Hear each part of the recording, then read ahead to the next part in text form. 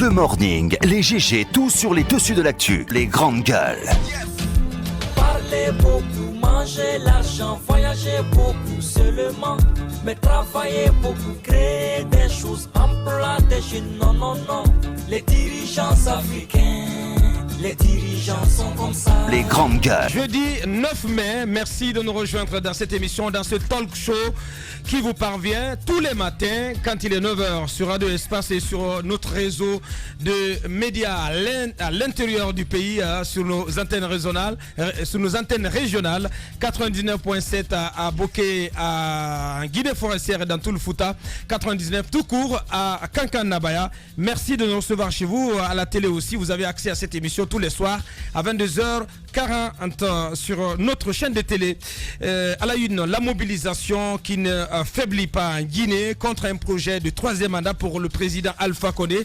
Malgré les intimidations en termes d'arrestation et de condamnation d'opposants à ce projet, de nombreux Guinéens d'ici et d'ailleurs restent déterminés à mettre en échec les plans des partisans du président en place, du pouvoir en place plutôt. Et depuis hier, ils se sentent pousser des ailes suite à l'appel relevé par le parquet général de la condamnation de 7 jeunes manifestants récemment arrêtés à Kindia à marge de la réception du chef de l'État. Que pense-t-il de ce combat depuis l'extérieur et quel regard porte-t-il sur le climat sociopolitique qui prévaut en Guinée? Toutes ces questions posées à nos invités qui vont intervenir depuis la France et les États-Unis. En direct donc de Paris, nous aurons M. Fodé Mohamed Souma du parti GESI et Dr Antoine Akoy Sovogui. Il est le président du Conseil supérieur de la diaspora forestière. Tous les deux, ils vont prendre la parole chez nous ce matin. Un groupe de cinéastes guinéens ayant représenté la Guinée au dernier FESPACO au Burkina Faso exige le remboursement de ses frais de participation à ce rendez-vous du 7e art. Ces cinéastes réclament plus de 128 millions de francs guinéens à l'État et dénoncent des conditions floues de la participation guinéenne à cette grande messe du cinéma africain. De quelles preuves dispose-t-il? On pose cette question à notre invité qui va nous rejoindre dans la deuxième partie, M. Kader Yomba Condé. Il est cinéaste, il va prendre la parole dans cette émission ce matin. Merci de rejoindre l'équipe. Jacques Lewaleno, bonjour. Bonjour Abakar, bonjour à tous. Madame Somoussaïro, bonjour. Bonjour Aboubakar. Bonjour Mohamed Mara. Bonjour Aboubakar, bonjour à tous. Bien, en attendant Moussa Moïse qui va nous rejoindre dans cette émission. Mohamed Mara, forcément, c'est l'actualité. À faire troisième mandat, à faire donc condamnation de cette jeune à Kindia. Le parquet général et la défense font tous appel du verdict de Kindia. Nous le disions ici hier et d'ailleurs j'étais très amusé par, si vous voulez, les réactions de certains auditeurs, notamment de quelques communicants de partis au pouvoir, parce que contrairement à ce qu'ils pensaient, nous savions de quoi nous étions en train de parler. Ouais. Et les faits nous ont donné raison. Parce que hier en conseil de cabinet, c'est le ministère de la Justice qui a reconnu que le juge est allé nettement au-delà de ce qui est autorisé sur ce type d'affaires. Ce n'est pas normal. Ce type de verdict dont aujourd'hui monsieur Amadi Sek s'est rendu l'auteur n'honore pas notre C'est le nom du justice. juge. C'est le nom du juge. Du fameux Amadi juge Sek, de Kindia. du côté de Kindia. Ouais. De quoi s'agit-il? Et d'ailleurs, les faits, figurez-vous, ont été relatés par le responsable de la communication du ministère de la Justice dans les médias. C'est totalement différent de ce qui nous avait été présenté. De quoi s'agit-il? Selon le ministère de la Justice d'ailleurs, c'est qu'il ne s'agit pas de manifestants. Contrairement à ce qu'on a dit, qu'il y a eu trouble à l'ordre public, ce n'était pas cela. Ceux qui ont organisé une manifestation pour dire leur réprobation de ce projet de troisième mandat ont fait leur marche de la gare routière de Kindia au siège de la mairie, donc à la commune de Kindia. Oui. Et ils ont fait un sit-in là. Le sit-in s'est passé dans les meilleures conditions. Dans les meilleures conditions, il n'y a pas eu d'incident. Les gens se sont dispersés dans le calme.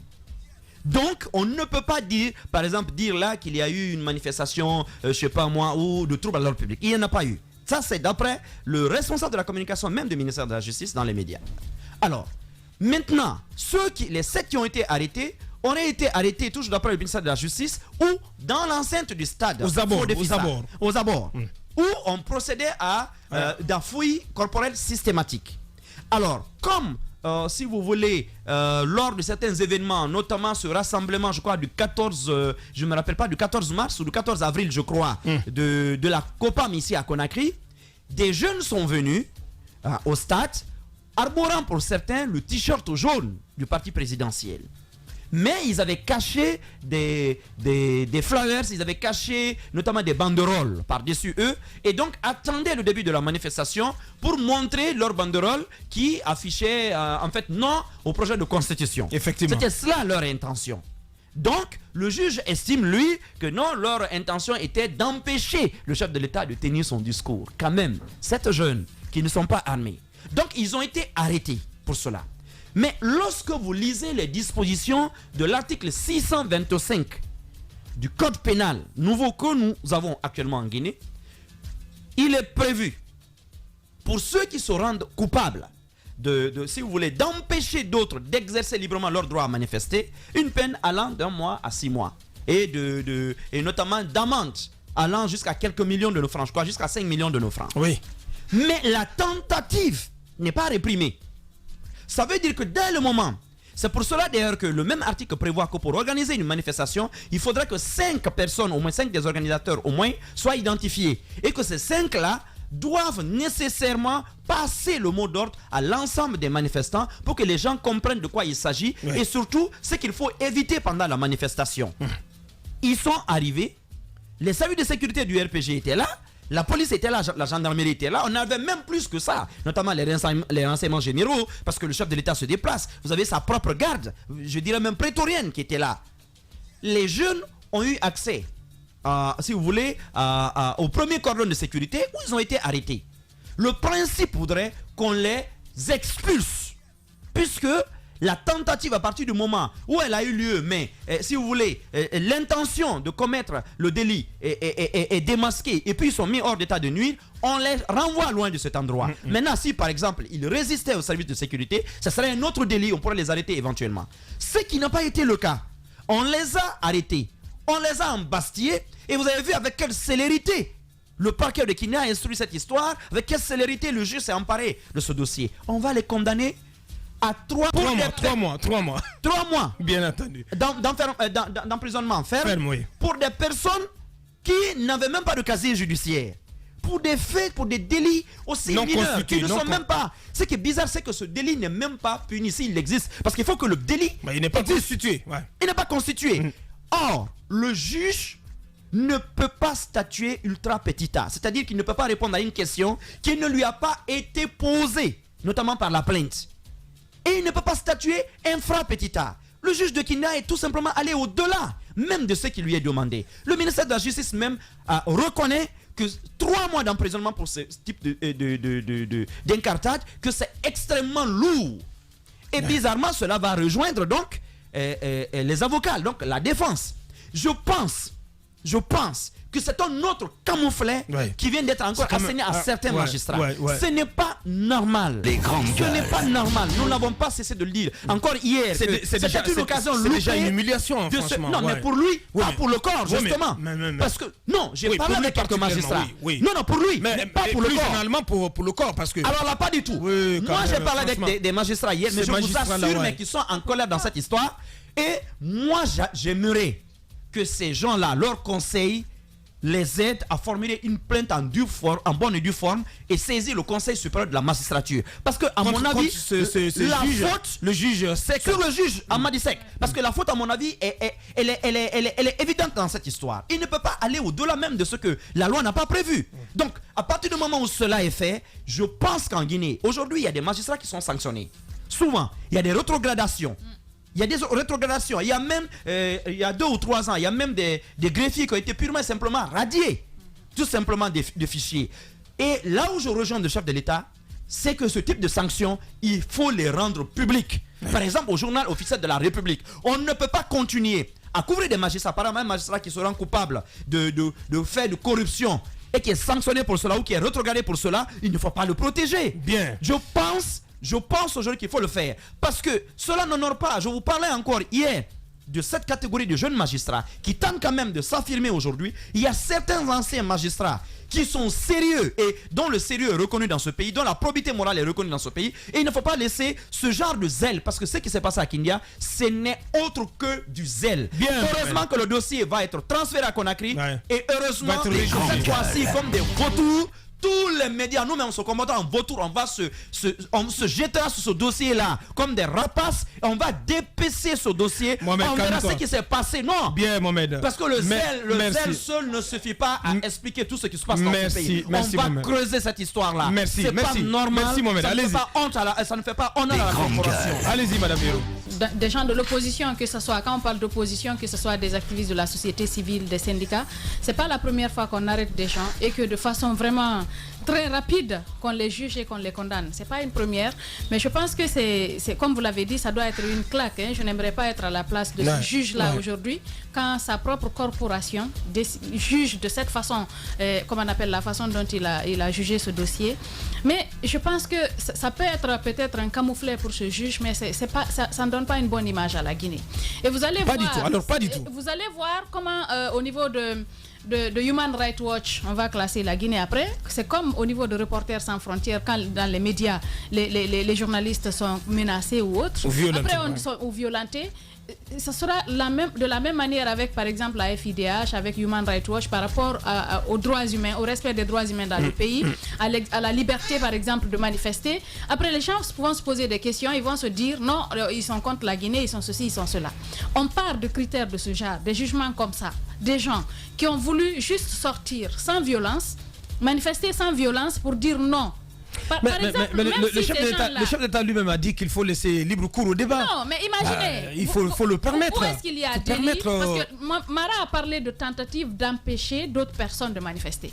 Ces gens qui viennent, par exemple, à supposer que ces gens-là aient pu passer, qu'ils aient pu avoir accès au stade, ils n'auraient pas empêché les autres de manifester, mais eux-mêmes, ils allaient exercer leur droit de manifester. Brandir leur pancarte, de lancer leur slogan. On devait les laisser. C'est cela la démocratie. Ouais. La liberté d'exercer pleinement son droit de manifester, de s'exprimer, de dire ce qu'on pense sans qu'on ne soit arrêté, sans qu'on ne soit malmené, sans qu'on ne soit jugé et condamné. Et c'est tout le contraire qu'on est en train de vivre en Guinée aujourd'hui. Au vu aussi de tout le monde, je pense que la justice, elle fait bien de se réveiller. Il y a quand même des avancées, même si il y a de l'espoir. Il y a des avancées, même si ces avancées sont minimes, parce que Mara l'a dit, il y a le conseil, au niveau du Conseil supérieur de la magistrature, il y a beaucoup de sanctions qui sont en train de tomber. Il y a des magistrats qu'on est en train de suspendre, qu'on est en train de sanctionner. Il y en a qui sont rétrogradés justement à cause de leur mauvaise gestion de certains dossiers qui par la suite les rattrapent. Je pense que la Guinée a besoin, si on veut vraiment avancer, il faut qu'on sorte de cela, qu'on laisse les gens s'exprimer librement. On ne peut pas faire du 2 poids 2 mesures comme on est en train de le remarquer ces derniers temps. Des gens qu'on arrête juste parce que il y a des gens qui prônent vraiment, comment on appelle, qui sont pour cette nouvelle constitution. Il y en a qui sont contre. Pourquoi on laisserait les autres manifester librement, faire tout ce qu'on est en train de voir, des mamayas soutenus quelquefois par des membres du gouvernement, par l'État, alors que les autres, nous sommes un peuple. Ce peuple-là doit être traité de la même manière, au même pied d'égalité. Vous ne pouvez pas privilégier les uns et laisser les autres. C'est ce qui crée des frustrations. Et quand ça va remonter à la surface, ça ne sera pas bon. Ça va exploser. Je ne le souhaite pas pour la Bien, Guinée. allez-y Jacques. Amadi Seck, juge en retard, peut-être on pourrait dire, les gens qui ne veulent pas suivre la marche du pays.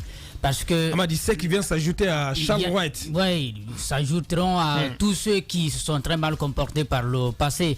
Parce que, bien entendu, nous sommes dans un pays, aujourd'hui, même s'il y a des obstacles qui vont continuer à se dresser, mais les gens veulent aller de l'avant, ils ne veulent plus revenir en arrière. Nous ne sommes plus à cette époque où la justice pouvait être dictée par la politique et que les autres se taisent là-dessus. C'est vrai, on peut, à un moment donné, lorsqu'on n'a pas de moyens, lorsqu'on n'a pas de force pour réagir, on ne va pas utiliser quoi que ce soit pour empêcher qu'une décision de justice soit-elle mauvaise, soit prise en compte ou soit appliquée. Mais encore une fois, on va dénoncer comme de cette façon.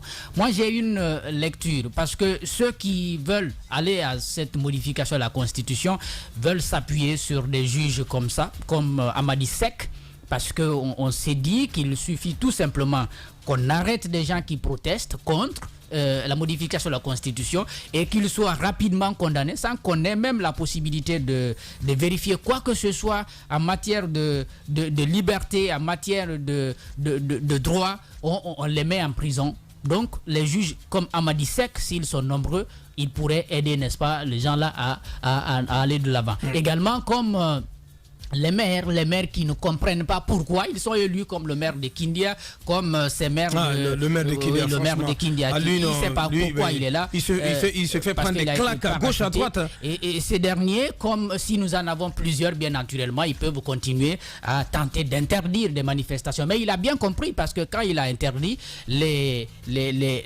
gens du FNDC, les membres du FNDC ont tenu à marcher dans Kindia, et nous avons appris avec des indiscrétions comme quoi on est allé jusqu'à négocier pour obtenir que ce soit finalement une marche au lieu qu'il se dirige au stade de Fisha de Kindia où il voulait, n'est-ce pas, aller. Comme Moussa Hiro l'a dit, et moi j'ai la... C'est le président de la République, il ne faut pas qu'on confonde des choses. On dit entrave à la liberté de manifester. Il n'y avait pas une manifestation au stade de Fisha de Kindia. C'est le président de la République.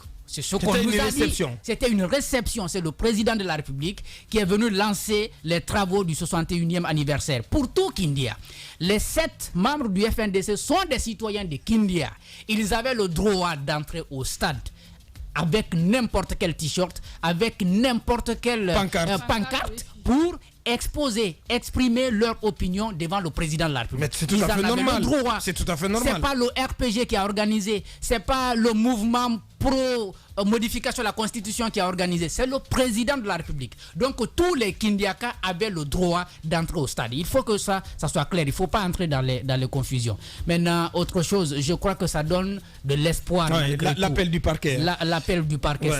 ça donne abondamment salué dans l'opinion. Il faut qu'ils se fassent respecter. Ils ne peuvent pas continuer à se faire plaire, à se faire, disons, devant l'exécutif ou devant le parti qui est au pouvoir. Ça n'a pas de sens, ça ne peut pas demeurer comme ça. Il faut à un moment donné faire son travail, pas pour faire plaisir à quelqu'un, mais pour que le droit soit dit. Je voudrais par exemple qu'un juge un jour invoque la liberté de manifester qui est reconnue par notre Constitution. Parce que cette interdiction, elle est là. Et je n'entends pas les hommes de droit qui rendent les décisions de justice dénoncer cette interdiction. Je crois qu'on peut aller sur ce terrain. Quand on veut être progressiste, voilà des situations comme ça qu'il faut mettre en lumière. Voilà des faits qu'il faut défendre publiquement. Et quand vous le faites, vous entrez dans l'histoire. Vous entrez dans l'histoire. Aujourd'hui, bien naturellement, l'espoir est permis. Mais il faut attendre que ces jeunes-là soient non seulement libérés, mais disculpés tout simplement. Il ne faut pas que leur casier judiciaire soit sali par Amadi Seck. Bien. Grande gueule. Moussa Moïse, bonjour. Bonjour Abaka Titi. Ouais, ça vous inspire quoi, cet appel relevé par le parquet de la condamnation de ces 16 jeunes à Kindia? Ça m'étonne, je trouve que c'est un bon début, même si par le passé j'ai pu constater que le jeune Keïta chargé de la communication auprès du ministre Cheikh Sako a fait par le passé un travail remarquable parce qu'il a pu attirer l'attention du bureau sur un certain nombre de cas de jugement. Pas pour que les juges puissent se faire flageller, mais pour savoir quels sont les éléments constitutifs sur lesquels ils se sont basés pour rendre les décisions au nom du peuple de Guinée. Donc ça a permis de déceler assez de failles dans de nombreux jugements qui ont été rendus, comme l'acte qui a permis à l'auteur du meurtre sur la jeune fille du côté de Kipé, à Hakuna Matata, donc tant d'autres. Donc ça a permis de faire la lumière sur des actes qui ont été pris par des juges et qui comportaient assez de lacunes. Ouais. Donc je trouve que le parquet est en train de faire son travail. C'est pas parce que le peuple vous applaudit que vous devez systématiquement être enclin à décider lorsque ça vient de l'exécutif. Mais vous devez le faire en commun accord avec votre conscience et en respectant la loi que nous gouvernons tous. Mais est-ce qu'il faut détacher cette sortie du parquet du contexte Moussa, parce qu'il y a un contexte à tout cela. Ça m'étonnerait pas. On a demandé. Un contexte. On a demandé. Parce qu'on sait qu'il y a une sorte de guerre des tranchées entre le ministre Cheikh Sako et Amadou Damaro. Mais Moussa, non, il faut ouvrir les yeux, Moussa. C'est pas lié du tout à Non, ouvrez les yeux, chers amis. Bien avant ce temps. Il y a un contexte. Pourquoi je le dis? Je ne dis pas que tout s'explique. Je ne dis pas ici que tout s'explique par cela. Mais un contexte. Si ça ne se limitait. Tu as l'impression aujourd'hui que le ministre de la Justice est complètement dehors du gouvernement. Le ministre Cheikh Sako, jusqu'à preuve du contraire, membre du gouvernement, pour l'instant. Voilà. Donc ensuite, il y a eu des jugements précédents qui ont été rendus avant le cas de Kindia.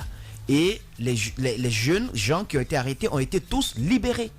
Ils ont été tous libérés. Donc on ne peut pas systématiquement lier ce cas à ce qui s'est passé et Kaloum aussi, Kaloum également. Donc les jeunes de l'UFR aussi. Donc je pense qu'il y a énormément de cas. Il faudrait que ces juges puissent comprendre qu'il s'agit d'une entrave d'ailleurs à notre liberté. C'est l'exécutif qui est en train de violer nos lois. Ceux qui ont pris cet acte pour empêcher les citoyens de s'exprimer, d'avoir un avis contraire sur cette question de modification constitutionnelle, eh bien ce sont eux les violateurs de la loi. Oui. Je pense qu'il ne faut pas se tromper de cible. Voilà, la justice, ce qu'on lui demande, c'est d'être indépendante. Elle a l'occasion, avec la raclée qu'elle a prise de la part de l'Assemblée nationale, elle est vraiment obligée maintenant de dire tiens, j'en ai assez d'être autant fouetté, je vais prendre mes responsabilités, je reste indépendante. Les injonctions, les coups de fil, les coups bas, tel appelé, ah c'est notre gars, lui là il est très fort. Les intrusions. Les intrusions, le RPG compte sur lui là-bas, si tu le mets en prison, on va perdre ceci. Les grandes gueules. Merde, nous ne sommes pas là pour les petits arrangements liés à ces histoires de RPG ou d'exécutif ou d'un quelconque parti politique. Nous sommes là au service du peuple de Guinée. Prenez votre indépendance. Vous avez eu l'occasion de le faire parce que la raclée subie de la part de l'Assemblée nationale est une raclée de la honte. Bien, Moussa. La normale s'impose en norme. Le sens n'est plus sens. L'intelligence décriée et la médiocrité célébrée. Brisons cette inversion des valeurs. Bienvenue chez les grandes gueules de Radio Espace Guinée, en ondes depuis plus de 7 ans en Guinée.